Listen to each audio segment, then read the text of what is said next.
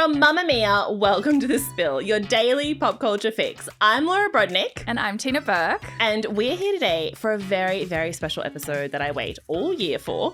From the previous year, obviously, it's January, but it's the start of award season. Yay! It's here, the happiest time of the year. Some people think it's Christmas. It's not. It's award season. It's award season. It's the best time. Exactly, the best time of the year, merriment and happiness and all those things. So we started award season yesterday with the Golden Globes. We did the red carpet yesterday, but today we are getting into the nitty and the gritty and the scandalous, because there was some scandal and some tears and some laughter of yesterday's award show. And Tina Burke is here because you watched it not once but twice, right? Yes. As did I. Of course. Why wouldn't you? It's the best day of the year. Well, you watched it in the office. Yeah. We were all crowded around a TV, which was over my desk, which I didn't love. And then it was on Paramount Plus again last night. So I watched it. I'm assuming you watched it. We've seen everything. Yeah, we've seen it all. It's important. You got to get in it twice, because the first time you're like excited and you're like, what could happen? And then you need to like revisit plus we're working. We're trying to put stories up, create pods. You made 50,000 sexy videos. Surely you're on a watch list somewhere for the amount of like sexy videos you posted on the Spill Instagram and TikTok yesterday. Sterling K. Brown liked the thirst edit, and that's all I care about. Oh, I loved that. Yeah. Celebs just sneakily liking our thirsty videos. Celebs, they're just like us. They love thirst. They love some sexy people, even if they're one of them. Even if they are.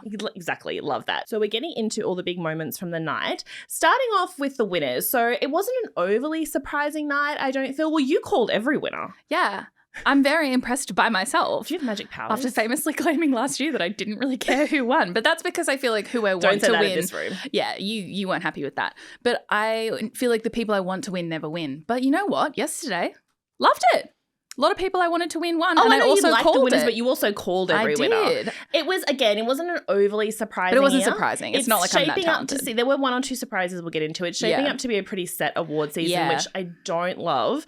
But, you know, a lot of talented people won. So one battle after another had a massive night. It won 4 of the big awards, including Best Film in the Musical or Comedy category, and also 2 of the other big ones, which are setting it up for the Oscars, Screenplay and also the Best Directing prize for Paul Thomas Anderson, who I loved, not just because I love his work and he seemed just so thrilled that his movie was winning everything, but every single time he went to the stage, which is a lot, he kissed his lovely wife, Maya Rudolph.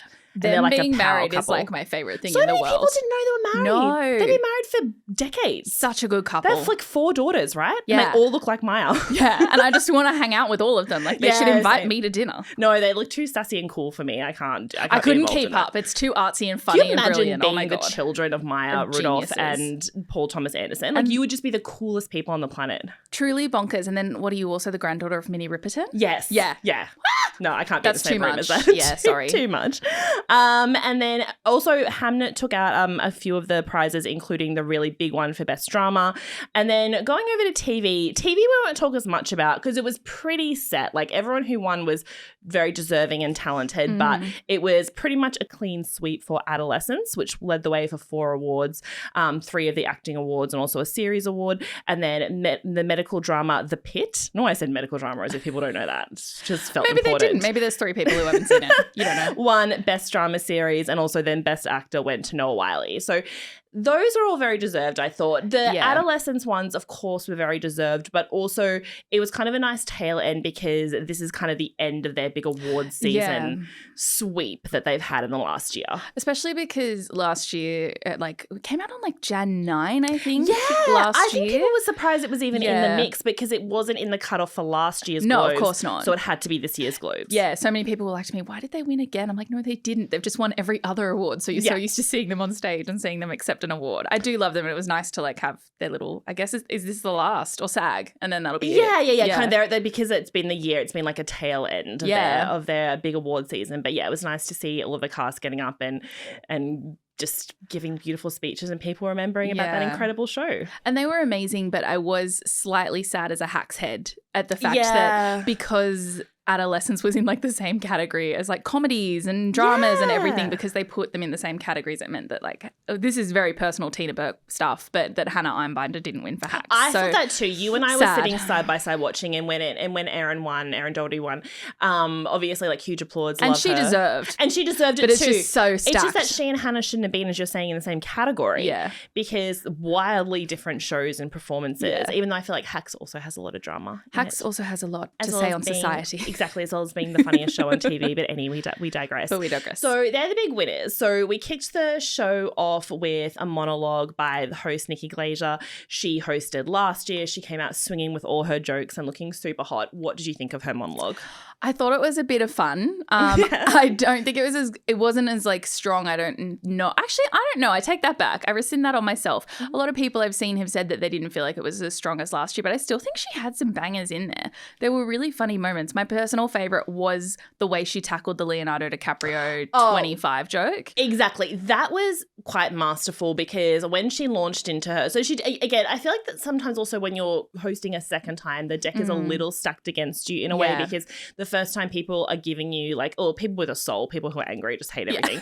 When there's a lot of those people on the internet yesterday. A lot of people give you grace in terms of like it's your first time. You can also come out with a lot of bangers, but then the second year they're expecting you to up that. So so she moved on to Leonardo DiCaprio. She was calling out all the different like celebs who were there, and then she made a joke about his girlfriend turning 30. And then as soon as she said it, I was like, I'm kind of disappointed in that. Same. Bit of a cheap joke.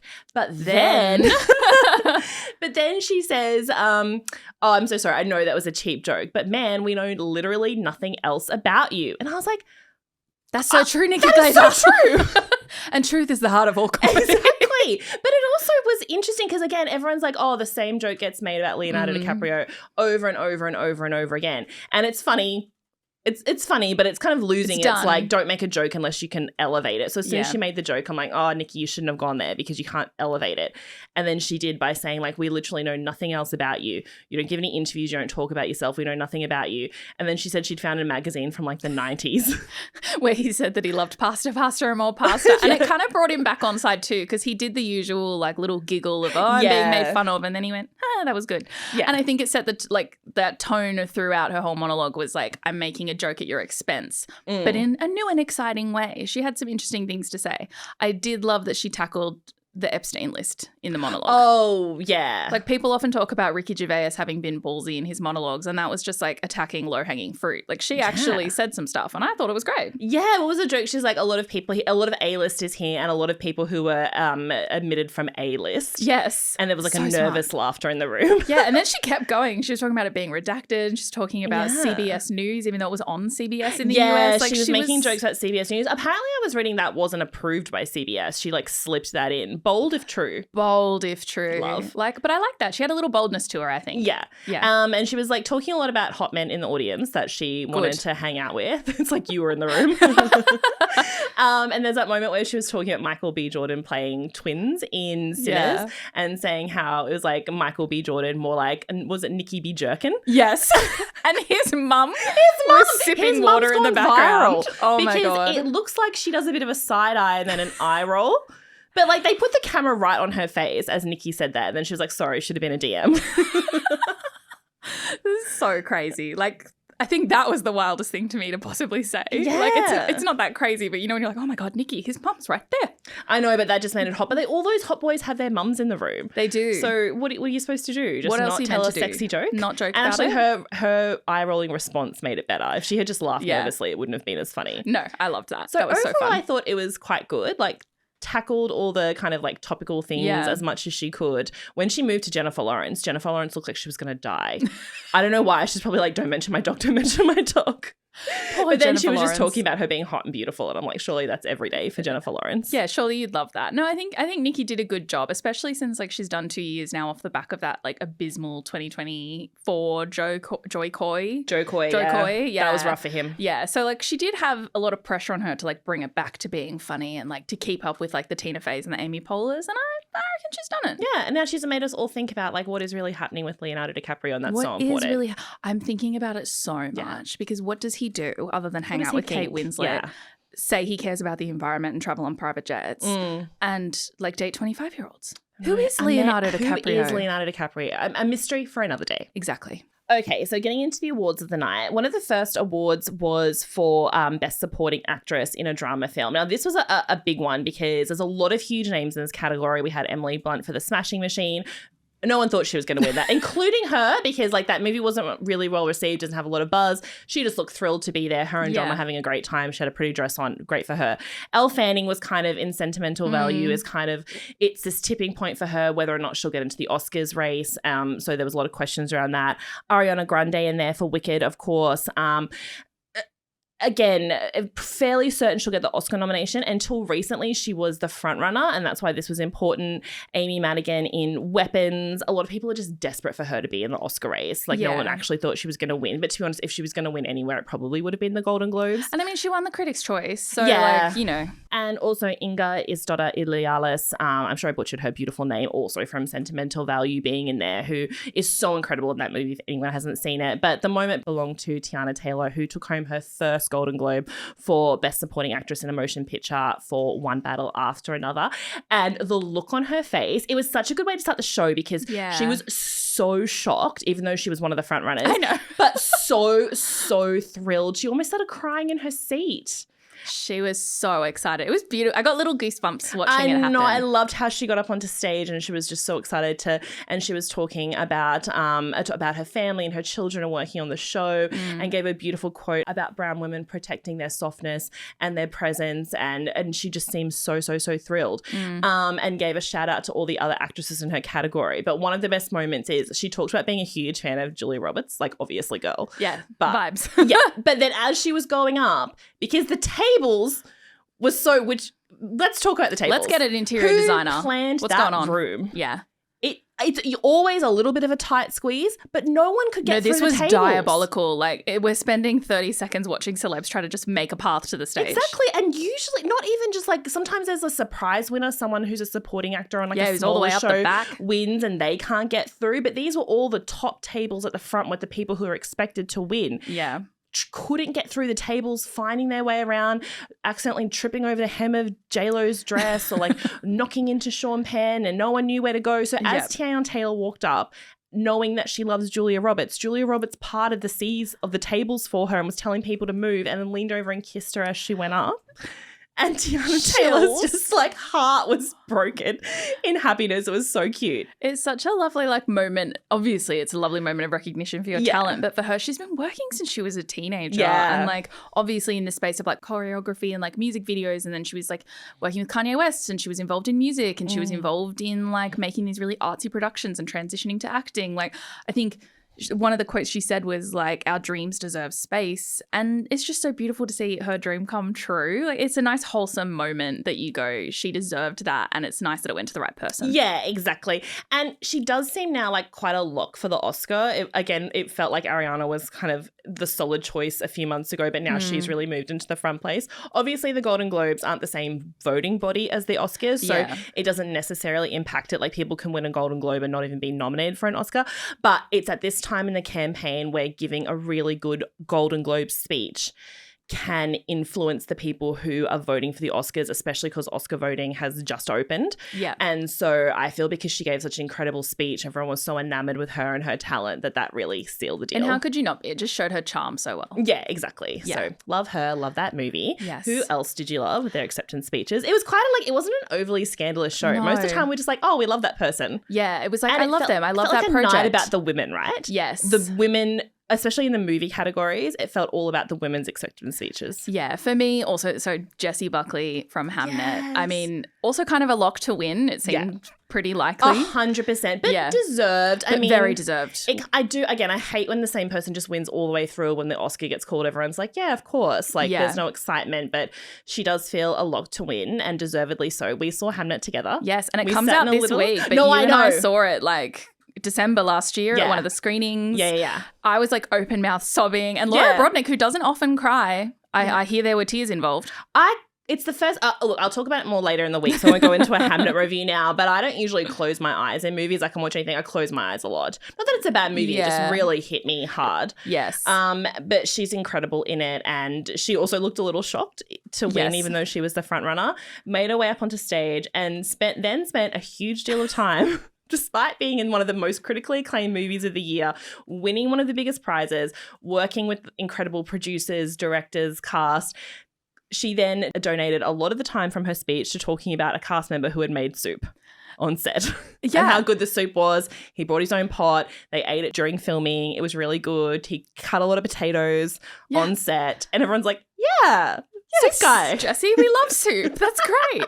But it was really nice like to see her shouting out someone who'd obviously brought so much like warmth and heart to their days and to their time on set together, which I think is also why the Hamnet like team has been so lovely so far through the start of your award season. Yeah. So it was the same as like Critics' Choice, like her speech where she thanked Paul Mescal and she was speaking about like how like she knows every other woman in the world's in love with him, but she owns Paul and they love each other and they're best friends and they mean it so much.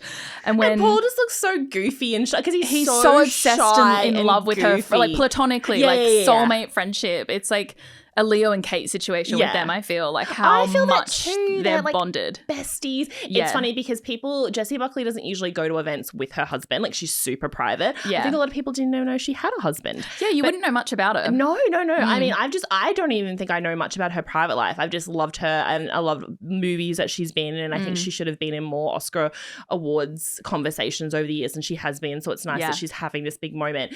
But everyone was like, oh my God, her husband's hot.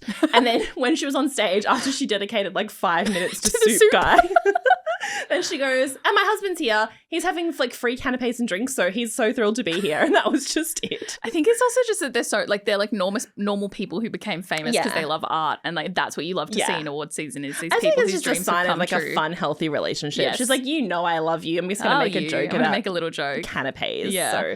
And it was like Paul, I have to say, in the room after where they do their press and they say like all of their stuff to the press, he said when the dust settles, they're going to be studying what she did in Hamnet. They're going to be talking about it in like film school. They'll talk about it forever. And he was like, we can celebrate the film for the next couple of weeks. And he was pretty much like, she's got this thing locked down. She's going to win everything. But he was like, the big celebration will be in 10 years' time, 15 years' time when we're celebrating her forever. And the fact that I got to watch it happen is so amazing. Like he's just in awe of her, as he should be. What a sweetheart. Imagine being best friends with Paul Mescal, which I do think is what I'd like to be. I don't see him as a lover, not that he's asking. But, but it was one of those lovely speeches of the night. And I think it had that like irreverence and a bit of humour laced throughout. And it wasn't the only one. We loved a few others. Yes, we have, again, it's all about the ladies tonight and Timothée, which we'll get to. So the other big speech of the night and the other also, I loved this because this was a little bit of a shock. It could have gone a few different ways. Yeah. So it was Best Actress in a Musical or Comedy. Unfortunately, no one really thinks Cynthia Erivo was going to win. I live in fear she's going to be left out of the Oscars race. And I think that's absolutely horrifically terrible. Yeah. But she couldn't be there because she's performing in that new show of Dracula where she plays all like 25 parts. Yeah, that's like a Laura dream. Hey, oh my God, that would die. How do we fly you to London? Again, I know Dracula, my favorite book and my favorite movie, and Cynthia Erivo, one of my favorite actresses. Yeah, actually, I need to take leave and go and see that. If anyone would like to pay for Laura's flights, she's looking. Take me to London. So Cynthia wasn't there, but Kate Hudson was there for Song Sung Blue. Chase Infinity for One Battle After Another was in that category. I actually thought she might win. Yeah. Because there's been a while of people thinking that she's going to also really take home the Oscars and stuff. Yeah. Amanda Seyfried, Testament of Anne Lee, and Emma Stone for Begonia. Amanda Seyfried has been going a little bit viral today. Before we get to the speech of who won, which was Rose Byrne, of course. Yeah. She was nominated in 2 different categories. Yes. And so she was on the red carpet talking about it. And like everyone's like, wow, this is so like amazing. Like you're nominated in 2. And she was like, I'm going to lose both. Yeah. Like, she was like, I'm not winning. She was like, I'm honored. I'm thrilled to be here. But she's like, I love Amanda. She's so funny on a red carpet and she's so real. And so then when the awards are being presented, she's gone viral because she's just sitting there waiting. Like she's ready to clap. She's got her hands poised. They're almost in the position. She's just like waiting to clap and like do a happy face for whoever's won. Because she knows it's not her. She starts clapping before the name is announced, but looking away. And she's not even, it actually would have been so good if she had won because that would have been the most surprised person in the whole world. But a lot of people are saying, oh, she was being disrespectful. She didn't care. She wasn't paying attention. And I don't think it was that at all. As much as you can kind of project thoughts onto someone you don't know. I just think she's been famous since she was 18. She's been nominated for many awards over the years. And I think she was so aware that the camera, as soon as you don't win, the camera's on you. And so if you're not immediately clapping and engaged, people could say you're a sore loser. Yeah. So I think she was just jumping ahead of the game and she was clapping before the name was announced because she knew it wasn't going to be her. Not that she's bad in those. Well, obviously she's not bad because she's nominated. Amazing. she's incredible in both of those things, but I think she knew that she just wasn't the front runner. Yeah, you know when it's your time, from primary school to the Golden Globes, you know when you're getting an award. Exactly. You feel it in your bones. You feel it in the moment. So Rose Byrne was the winner of that category, which was so lovely because she was really shocked. And she won for If I Had Legs, I'd Kick You, which is such a good movie if anyone hasn't seen it. Really like raw, but also like quite funny and just absurdist. Anyway, she's so good in it. And she looked super shocked when she got on stage. She did. And she delivered just the most perfect and beautiful Australian acceptance speech that you could possibly give. She was so happy and overwhelmed, I think, but like also just managed to say the sweetest and funniest stuff. Yeah, so after thanking everyone involved in the movie, including the writer-director who was crying, and it was like really lovely, she then thanked her parents in Sydney for buying Paramount Plus to watch the show, which was quite cute. And I saw Paramount Plus post that straight away. I saw you would. Every Paramount Plus Instagram account for like Australia, for America, for every region. They're like, look at this. So that was super cute. But the moment everyone was kind of quite taken by was her, well, she called him her husband, but I think they are married, but they're so private and they have 2 children, Bobby Cannavale. She gave the reason why he wasn't there, and if we have some questions. So she said the way she did it too, like she starts laughing in the middle of the speech because she's like, oh God, now I have to explain where he is. And she was like, she went to say more and couldn't be bothered. So she went, oh, we're getting a bearded dragon. He's at a reptile convention in New Jersey. It was so funny. Can I say, when I heard that, because she's thanking her brother for being there, and then she explains that Bobby's not there because he's at a reptile convention. And I have to admit, I didn't think there was anything wrong with their marriage. I didn't think he wasn't there for any reason. I was like, he must be working because obviously he's a very in-demand actor and filming schedules don't always line up. So I just assumed he was working, or potentially he was with their 2 young children and they wanted to, have him be there. So I actually thought that was just a bit of a joke, and that he was... Like they were at home watching it with the kids. Or he was working or something. So, but then we had our producer Manisha look into this. Yeah. And she found that there was indeed a reptile convention. Can I say what it's called? Yes, please do. It's called Repticon. Repticon. Okay, low-key, I want to go. And it's traveling all over the United States. I actually think this is giving them a lot of buzz. Oh, so much. Yeah. We looked at that website. It does not get a lot of traffic, you can tell. No. It does not look like it can handle the influx of people. Of people who are probably on the Repticon There definitely was a reptile convention in New Jersey that weekend, which makes me think she's telling the truth. Otherwise, that's a very elaborate lie. Yeah, and it was a 3-day convention, and it was described as an exciting edutainment event for pet lovers. And Bobby Cannavale was there. In New Jersey, so he couldn't be at the Golden Globes. Look, I understand a scheduling conflict, but as you said, it's traveling. Couldn't he have gone a different weekend? Couldn't we have gone somewhere else? But I guess if they live in New York, I think, so I guess New Jersey's so close that, and then he's like, I'm not flying to Florida or wherever the next stop is. I also wonder if she didn't think she'd win. I actually do think it's and it that. was like, oh, the kid, like who, I don't know how, like at what school Rocco and Raph are in. I'm really not that invested in where people send their children. Which is so healthy. Thank you. But, maybe the kids have winter plans for the holidays in New York. Who knows? Maybe they're busy. And she went, Bobby, you stay home with the kids. Yeah. I'm going to go to the Golden Globes. I'll come back. And then she won and she went, this is funny as hell. I'm going to say he's at the reptile convention where he was. And that is a trackable lie. Yeah. So, yeah, I guess I do think it was that. I think she wasn't going to win because, again, she wasn't the front runner and the movie wasn't nominated for anything as well, which often means that you might not win in the acting category. So I'm sure, like you said, Chase Infinity, so much buzz. Yeah. Paul Thomas Anderson, so much buzz and was predicted to win so many awards. She probably was like, I don't imagine have a calling him at the reptile convention while he's looking at the iguanas or he's holding bearded dragon. She's like, I won. He's like, oh shit, I should have gone. I'm so sorry. I reckon he'll be like front row at the Oscars. Yeah, exactly. Okay, for this next segment, I know I told you need to calm down on this. But since we're on the podcast, I'm going to give you leave to speak about it just in this moment. And then we must contact a professional because this obsession you have is getting wildly out of control. And if you look at any of the Spills social accounts, you'll know exactly what I'm talking about. And they love it all. They do. We're talking about the boys of Heated Rivalry. Shocking. Laura came out at one point and saw my computer because our computers are next to each other. And it was just like every possible tab open of heated rivalry shots. It was like, who are they talking to? What's going on? I know, it was them playing kissing, on a loop, them like from the show, them being on the red carpet, them hugging, thirst traps. And I was like to Tina, wow, this is like looking inside your brain, looking at your computer screen. And it was, and it's astute observation. If you want to see some edits, check out the spill on TikTok, man. Like, go check it out. The fans are loving it. But no, the heated rivalry boys, this was obviously like their big red carpet moment, because they've obviously, since the show premiered like 6 weeks ago, they've been doing more and more in the spotlight. But this is like Hollywood's back. So for Connor Story and Hudson Williams, this was like the big moment for them to really be on a real red carpet at a real awards show with like real Hollywood talent. So it was very interesting to see, because this is like, I don't know, it's like it's the big moment. And like we had like Connor interacting with Jason Bateman. We had Io Adebri like holding up a calendar of the boys when she was talking to Gayle King. Yeah, and like different people coming up to them at their table and trying to talk to them. One of the things that had happened before the Globes was that their table, obviously the seating arrangements are shared beforehand, and they were meant to be at a table with like Paul Mescal and Charlie XCX. Yes, that's what I thought. And then they weren't.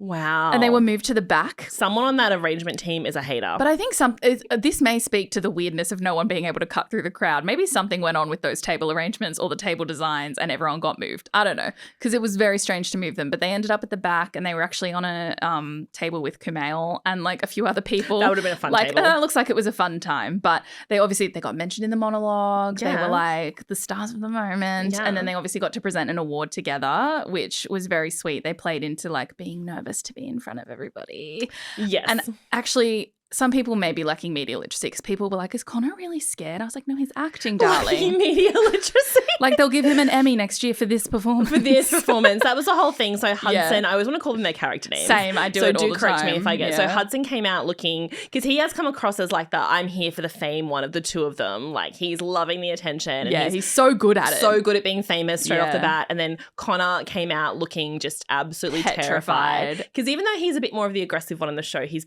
like playing the funny shy guy. Well, not playing, that's his personality, but that's his he's like the bubbly, persona, funny shy guy. Looking so scared. And then Hudson had to like kind of escort him up to the mic.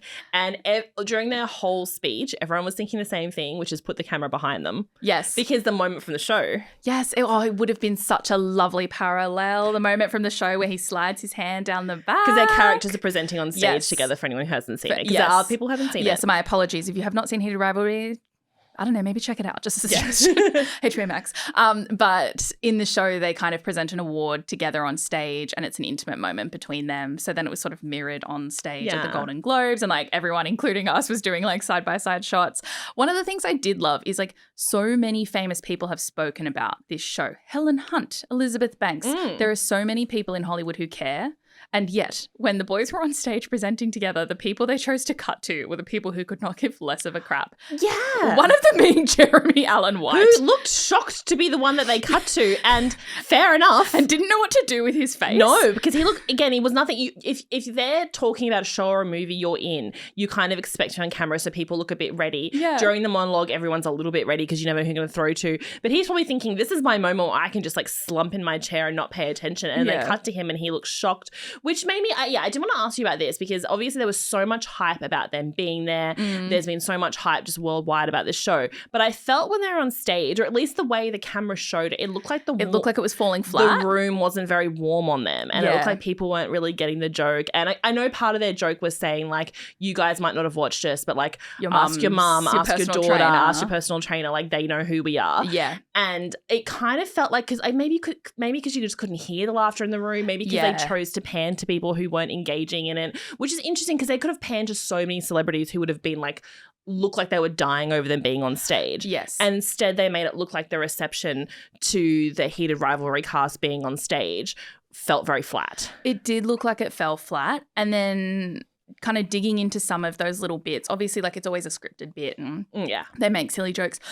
I had seen people saying that they feel like the audience volume was turned down, because there were quite a few, not just the boys, but there were quite a few bits where people were doing their little funny jokes and it didn't seem to land. Like the Smartless podcast hosts, so Jason Bateman, Sean Hayes and Will Arnett, like that seemed really funny, and they chose to pan to like you could see the background a bit more so you could see people laughing, but it seemed, if you were just listening, like it wasn't landing very well. But really, I think it was. Yeah, it's interesting because the energy in the room changes how you as a viewer at home watch it. Yeah. If you're sitting there and looking at it and and it cuts to the crowd and no one's laughing, everyone's looking flat, then you feel flat because you're like, oh, that if the room is very down. Yeah. But if you can hear that, it's why laughter gets added to TV shows and movies and things like that, because it adds the experience. All of a sudden you're more inclined to think it's funny. So I did think for a second the heated rivalry boys were tanking, which sounds crazy, but it just sounded like everyone was like, who are these men? And there might have been a bit of that because while like in fan culture or like in certain parts of Hollywood, this is the talk of the town. And like, even if I wasn't a fan of it, I can attest to that with just our own social media channels because those are the biggest posts that we have done from yesterday. They are the things that everyone cared about the most across every news outlet in the world. It was the main thing that people were covering was these two people. And yet it did seem like maybe it fell a bit flat in the room, but maybe that's because Jeremy Allen White is not the target audience for heated rivalry. No, and I guess he could have done something, but he was not prepared. He was not prepared. An actor was not prepared. No. And like maybe we should have just cut to some other people because there were so many people in that audience who have been at events with the boys asking them for selfies. Eva Victor, one of the nominees, was singing their praises all night long. Like cut to the people who care. Yeah. And that's my message across the board for those segments because even when Melissa McCarthy and Catherine Hahn presented together, it seemed like their jokes fell flat a little. And I'm like, there's no way no one was laughing at them. That's so true. People would just even laugh because they love them as actresses. Just their delivery alone. Speaking of someone who did get a big laugh, though, and that is the person who won the very first Best Podcast Award at the Golden Globes. So it was a hotly contested category because there were a lot of big celeb podcasts in there. Also, it had the best intro because Snoop Dogg did it. Snoop comes out. Snoop should be more places. He should present every award. Yeah. I loved it so much because he was like, you're all winners. And he goes, but the real winner is, which obviously is like, it's like, you're all winners, but it's only one person's coming up here. And then he was like having a bit of laugh. And then he was like, I'm so high because you've kept me here for so long. And I was like, yeah, it was long. Snoop's been there for 4 hours backstage. He has places to be. You guys have been keeping him. He's waiting for the party. He's meandered out on stage and just to say like, there's only one real winner. And then it was a very expected win, but very well deserved. He called out Amy Poehler's Good Hang podcast. The most beautiful moment of my day is when I get to see Amy Poehler do anything. Yeah. And her presence has been so missed at awards shows. Exactly. For me. I know she's still there, but getting to see her talk on stage is the light of my life. Well, yeah, exactly. She hasn't been hosting for a while because her and Tina Fey have very much said like they're done with that now. Yeah. Like never say never, but it's not really their shtick. Yeah. They tour together, but they're not going to do the whole hosting thing again. And even when there used to be like when Parks and Rec and Veep in particular used to go up against each other and it would be her against Julia Louis-Dreyfus. Yeah. Amy wrote about this in her book. She said she was the one who started the bits because you'll remember they always used to do bits and it was Amy reaching out to everyone going, wouldn't it be funny if we did this? Wouldn't it be funny if we did this? So she'd like storm the stage like she was a Miss Universe contestant and start lining up, or she'd be like throwing popcorn, or they'd switch speeches, or like they'd just do funny little things. Yeah. And so it was nice that she got up one and the first thing she said was very funny. That's very true. When she finally got to the stage, because she was another victim of there is no way for Amy Poehler to get to the stage because their tables and chairs are too close together. So she circled for quite a while. She was like throwing her arms in the air like stressed. She was like, I don't know how to get there. I was like, and she was in, and one day she pushed past Leo. I'm like, Leo, get up and carry her to the stage or something. Please, Leo, be useful. That woman is be useful for once. That woman is stuck. She got to the stage and she was like, I don't always agree with award shows, but when they get it right, it's good. She's so funny. And again, it was so lovely because her podcast is there's a lot of celebrity podcasts out there and we don't have time for a lot of them, which is something we've said a few times. But something that's interesting about hers is that she talked on stage. She's like, I just wanted to create something that brought a bit more joy and laughter and lightness into the world. And I think her podcast definitely does that. She also works really hard to make her guests be very funny and interesting. And she doesn't, because this is my pet hate, she doesn't sit there with her guest and complain about all the other media they have to do. Yes. And like, oh, isn't it so terrible? We have to do junkets and we have to do red carpets, but thank God we're here. Like she's touched on it a few times and like, we have to, like when Catherine Hahn was on, which is such a good episode if anyone hasn't listened to it, Catherine's like, oh, so after this I'm doing hot wings and I'm doing chicken shop or something like that. And they were like, wow, it's women with like digestive issues, like press is not for them anymore. Yeah. No, she's an amazing host and she just asks really interesting questions and like I think she just makes, I guess, the other celebrities feel so safe to open up. But like you said, not in a way where it's like, oh, well, at least you want to do this one. Like the rest of the media, that's so annoying. Like, it's really interesting. And like she's already announced that like Ryan Coogler will be on the pod this week. Yeah. Like, so she gets the right time too. Yeah, she's like, we should have a chat, you know. Yeah, she deserved that award. And like maybe one day Laura Brodnick will accept a Golden Globe Award for Best Podcast. Who could say? Maybe. I'm putting out a grassroots campaign now.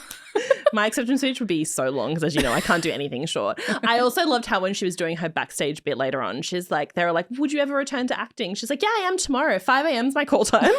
Doing a new show with Mike Schur. So don't tease me, Amy Poehler. No, I know. That's made for me. So that's made for me. it is made for you.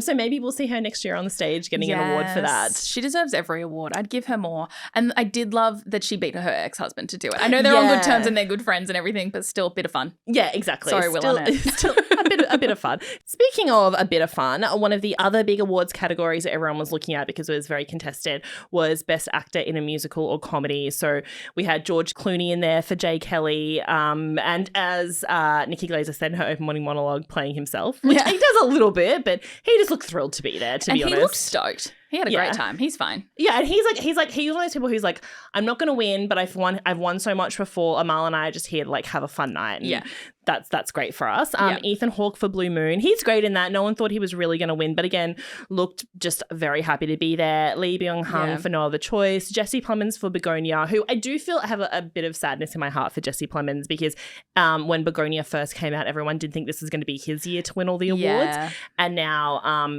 2 other actors have just completely blown him out of the race, but he'll get an Oscar nomination. And that's important. Yeah, and we'll get him an Oscar one day. And then it was really down to Leonardo DiCaprio, our favourite mystery man, for One Battle After Another, or Timothée Chalamet for Marty Supreme. And Timothée ended up taking it out once again. So interesting. I saw someone on the red carpet asking all the big celebs, who would you want to roommate with? Did you see this? Yes. Frankenstein or Marty Supreme? Or Marty from Marty Supreme. They're like, who do you want to be a roommate with? And literally every single person said the Frankenstein monster. Yeah, they were like, Marty Supreme's a menace. He sucks. He's the worst. Marty Mauser, and from the movie, he's just, everyone's like, I would not want it. And if you've seen Marty Supreme, which is not out in Australia until the 22nd, so it's okay if you haven't seen it. But I've seen it, and I can just tell you, Timothée Chalamet, great in that movie. Never want to be around that man. Never want to hang out with that guy. No, thank you. That was kind of the point of the character. So Timothée So he nailed that unlikability. Oh my God, he nailed it. So Timothée gets up on stage and he's very much in his, like, as much as he's talking about wanting to be one of the greatest and how incredible he is, I think he's also in his acceptance speeches trying to lean into like being in my humble era. He's been a bit more earnest again. Yes. Yeah. So he was very much talking about how incredible thankful he was. He named everyone he worked with. He gave a shout out to the other actors, which was really lovely, and you really kind of felt that, like, he was really trying to be like, you know, we're all in this together kind of thing, which I kind of do believe, because I did see him go around to, in the, you know, they were showing the footage in between each win, showing him going around to each table and like talking to the other actors in his category. Yeah. I loved when he asked Paul Mescal, do you have a partner? And he went, Gracie. And it's like, yes, that is Grammy Award nominee Gracie Abrams. Yes. And to me, he's like, I just didn't want to assume. I'm just asking. It's like when Gwyneth Paltrow didn't know he was dating Kylie Jenner. You can't assume things. That's the best thing that's ever happened on the internet, except he did Rivalry. But I also, it was really interesting after Timothée came back from winning and you saw him and Leonardo see each other and just embrace having a little hug for the world's longest hug. They're very long-term friends. That was a very intimate hug. It was, well, they've been friends for a long time, and I think Leonardo is a bit of a mentor for Timothée Chalamet, which is interesting because Timothée Chalamet, when he was like really kind of just starting to get a lot of traction as like an Academy Award winner and like a very serious actor, he said that the best piece of advice he's ever been given about his career came from Leonardo DiCaprio. What was it? It was no superhero movies and no hard drugs. Which Leonardo DiCaprio, as far as we know, has stuck to both of those. Yeah. One we can fact check, one we can't. But he does make a lot of movies and stuff, so I'm assuming he's not doing any hard drugs. But he was like, that's all we join the line. Love that. Yeah. And so I think Timothée has really taken that to heart. He's like trying to be Leonardo DiCaprio. So when he beat him, and it's really come down to a race between the two of them for that Oscar, everyone thought it was going to be Leo, which it still might be. Yeah. Especially because One Battle After Another is really trouncing Marty Supreme in like critical reviews and awards and everything like that. But also Timothée might be kind of like the big lone winner of Marty Supreme and kind of might, even though like some of the actresses might get in the nomination pool. So he got up on stage, and that was very cute. At the end, he said, "Thanks to my parents and my partner," which made everyone in our office scream. It was nice to see a little Kylie Jenner shout out again. She had tears in her eyes. That was cute. I don't really care for them as a couple. I have not in a bad way. Either way. I have no vested interest in them as a couple. I think they're very sweet. I've never, this is kind of embarrassing, but like when they first got together 3 years ago, I wrote a piece like these two make so much sense, and I feel very vindicated. They do. I don't understand. People are like, "Oh my God, what do they talk about?" I'm like, they act like the same person half the time. Someone made an edit of like them at the same age when she was about 16, 17 and he was. They were both like chronically online. Yeah. Hilarious people. Like even if you don't like Kylie, that's a funny girl. Yeah. Like they're very suited to each other. They seem like they would have a wonderful time together. Exactly. I don't understand people being like, "Oh, but like what would they possibly talk about?" I'm like, they're two rich, famous young people who have both like been famous and rich for a very long time. They run in the same circles. They met at a work event. Yes. They've got plenty to talk about. They know lots what they to talk about. What does anyone talk about? Exactly. And so I also thought it was interesting that their table became kind of the hot spot. Well, at least it looked like that because I think they had a camera focused on it the whole time. So every time there's an ad break, they keep the cameras on. And it's like they were running a live stream of Kylie and Timothée's table. And we got to see a little bit more of them because I think there was a glimpse on the Kardashians of Kylie's first Golden Globes. And then it's like she calls Kris. Yeah. And it's like Kris is doing one of those classic Kardashian monologues to the camera. And she goes, "1 second, I got to talk to Kylie." And it's Kylie freaking out that she showed too much boob at the Golden Globes. Yeah. And it's her being like, "Oh, I'm not sure." Like you could tell she was much more the first two appearances, like just a little concerned about how she was coming across and what was going on. But this time around, they seemed much more comfortable. This is their third Golden Globes. That's like other couples in the room hadn't done that, and everyone's like, "Well, they won't." I'm like, I think they will. I think they will. They are. And like her placard said, "Kylie Jenner Chalamet." That was so funny because the camera was on the whole time. You caught the moment them seeing it. where she saw that Chalamet had been added to her last name, and that's why they were both laughing. And she like about held it up and showed him, and then like when they're looking for his inscribed globe later, they're together, and she's posted photos of herself with it. Like they seem much more willing in the last few months to be a public couple. Yeah. I guess it turns out I do care. Yeah, you do care. Also, now I guess they've pulled the pin. They've walked their first red carpet together. It's kind of it's just old news, but in a nice way. Like and they're also just comfortable. for all the people that are saying that she's trapped him and like she's chasing him and stuff. I was like, if you look at that live cam that was on them for so long, he just keeps kissing her. He leans over and kisses her so many times, over and over and over again. It's so cute. With parasocial relationships like that with celebs, I'm like, I think you guys need to understand he's exactly where he wants to be. Exactly. He's fine. He's not dating someone he doesn't want to date. Yeah. Like he's winning. That doesn't like having a Kardashian there doesn't stop you. I know she's a Jenner, but you know what I mean? Yeah. It doesn't stop you from winning an award or make you win an award. It maybe might get a few more people to your movie if they knew you, but not really. It doesn't. And also 3 years is a long con. And no one's doing that. Who has the time? Just so we can get this one Oscar. And the Oscar voters don't care. Also, like we kept seeing all the celebs stop by their table. So like Elle Fanning came over as they were making out, and she was a bit like, "Oh, sorry." And then you saw like Ariana like come over to like hug them both, and then Jennifer Lawrence came over. Was having the time of her life. Jennifer Lawrence was interesting because she's obviously in the Kardashian Jenner circle, which is friends with Kris Jenner. Yeah, but recently she gave an interview saying how annoying Kourtney is. Yeah, J-Lo seems to play by her own rules and not ever be worried about how something's going to come back on her. I know she was just saying it was a viewer. She wasn't saying Kourtney the person is annoying. She was saying she's coming across annoying in the show, which she is. But then it was also like, "I'll come over and hug your little sister." Yeah, like she just is willing to say whatever. But then they were sitting together and it was quite cute. Like, there was a lot of... The Kylie and Timmy table was the hot table to be at, for sure. Kylie Jenner was like the queen of the Hollywood people for everyone saying that she doesn't belong there. Yeah, I think she got a lot more comfortable and it shows. It's nice. Yeah, loved it. Loved her dress. Loved everything about it. Yeah. So overall, not a very scandalous night. It was just a lot of people winning awards, everyone being like, "Hey, they're great." Unfortunately, some people weren't there, which was very sad. Michelle Williams finally won for Dying for Sex, which I feel like I've been leading that campaign. You've been in it, for over a year, and I was so thrilled that she finally won because I honestly think she should have won an Oscar for it. I know it's a TV show, but you know, a good performance is a good performance. And she wasn't there because she was working, so that was very sad. And a few other people weren't there, yeah? Yeah, one being Ricky Gervais. Yeah. And people were like, oh, he's banned from the Golden Globes. I'm like, oh, please. The Golden Globes would love him to be there. They would love that. He gives them so much press. Yeah, honestly. But he wasn't there, and he was nominated for stand-up special, and he did win. Yeah. However, when the award was being presented, it was being presented by Wanda Sykes, and when she came to the stage, she sort of said to everyone, well, he's not here, but the good news is if he doesn't win, I get to do his acceptance speech. And she said, I'm going to thank God and I'm going to thank the trans community.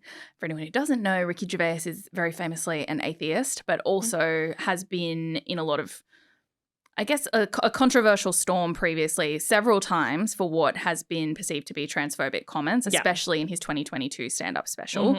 And he's kind of doubled down on it whenever it's come up. Like, he's very much continued to have these comments. So then when he did win, she pretty much just like, the way she announced the winner too, which I guess would suck if you were nominated and were told this is how you lost, but she said, Teyana Taylor, can I borrow your speech? Yeah. Because obviously Ricky's won and I need to say a speech. And she just repeated herself. She went, and I'd like to thank God and I'd like to thank the trans community. Yeah.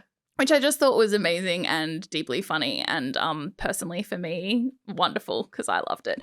Yeah. And Brett Goldstein, who was also nominated, I'm sure he was upset he lost, but he starts absolutely cackling on camera when she says it the second time. And I think it's just like a nice little moment.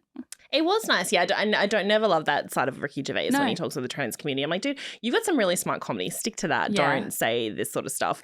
But I thought I love Wanda Sykes so much. I thought it was so brilliant of her to make that quip. It was simple and little and it was a quip and she did it twice and it worked. Yeah. Yeah, exactly. Love. So overall, the vibe of the show was good. Nikki's getting some mixed reviews, but more so positive. And I think she did a great job. A lot of people talking about the music, which was... Yeah, that was crazy. Just to kind of finish this off with the tone, was questionable. Everyone's like, who's the DJing, who's controlling this music? Whoever they were either the weirdest person in the world or a genius. Yeah. And no in between. That you couldn't say. They were making just like the most intriguing song choices all night long. So just like a little taste, Return of the Mac for Macaulay Culkin. Yeah. Everybody Wants to Rule the World for Timothée Chalamet. That's inspired. That's nice. Love that. That's great. 24 Karat Magic by Bruno Mars for Adolescence was intriguing. I mean, what do you pick for that? But also maybe not that. Maybe not that, just the score. I don't know why we've stopped just doing the score of the film. The score used to always hit when they used that. Apatow for Judd Apatow. Yeah. Genius. Starving when Hailee Steinfeld walked on stage. I don't think we should play that song for her when she's walking on stage. Leave her alone. She was like a teen when she wrote that song. Yeah, that's a lot. Party Rock Anthem for Paul Thomas Anderson. And my personal favourite, Yeah by Usher for Stellan Skarsgård. I know. Amazing Stellan Skarsgård winning for sentimental value, getting up on stage, giving a beautiful speech. About cinema and art and go to the world. Watch movies together with people. Let your hearts beat as one. I'm so happy to be an actor. I thought it was over for me because I'm so old. And it's like, yeah, in the background. It's like, pay some respect. We all love Usher. But give the man a moment of respect. Usher's great. But yeah, they were so interesting. And it was one of the highlights of the night for me. Yeah, loved that. Yeah, I think the brief was like, put the sexy men at the back, put the tables so close together that no one can walk through, and play inappropriate music and call it a day. And then for good measure, for some reason, play gambling ads in the middle of the ceremony. Why not? Let's just put some betting odds. Overall, a very, very fun Golden Globes. If you've missed any of our coverage on our socials, again, Tina just picked all the very sexiest moments. So it's important you go see that. Go follow us on TikTok and Instagram. And Golden Globes over for another year. But the start of award season is here. I'm so excited. It was so buzzy. I loved it.